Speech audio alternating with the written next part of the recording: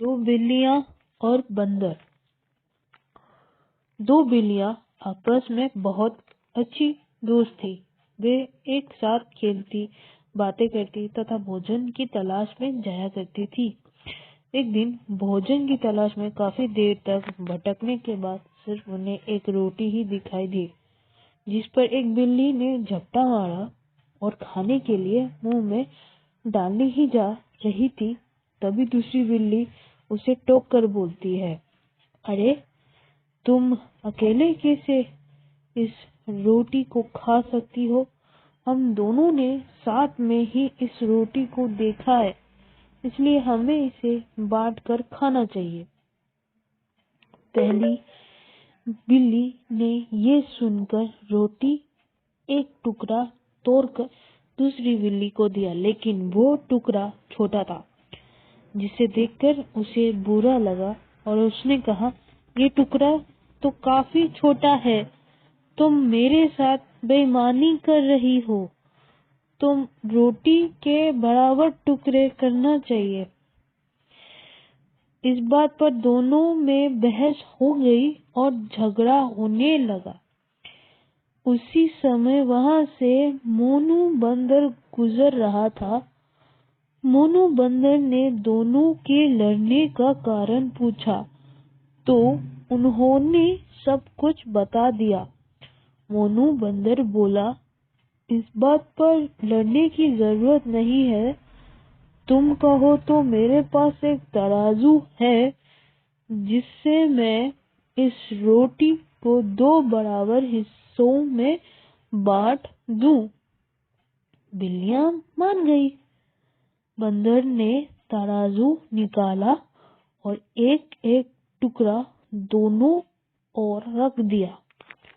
भूखी बिल्लियां बड़ी आस से देख रही थी। बंदर ने जानबूझकर एक तरफ बड़ा टुकड़ा रखा और दूसरी तरफ छोटा।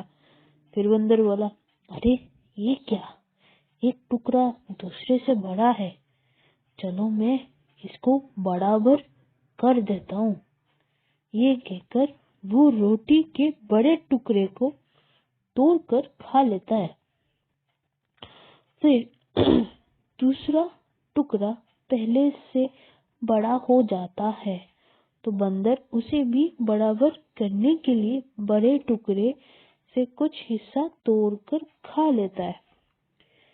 इस तरह यह सिलसिला चल जाता है और बंदर बराबर करने के लिए बड़ी रोटी को थोड़ा तोड़कर खा लेता है। जब रोटी के बिल्कुल छोटे छोटे टुकड़े बचते हैं तो बिल्लियां घबराकर कहती है, अरे बंदर भाई, तुम क्यों परेशान हो रहे हो?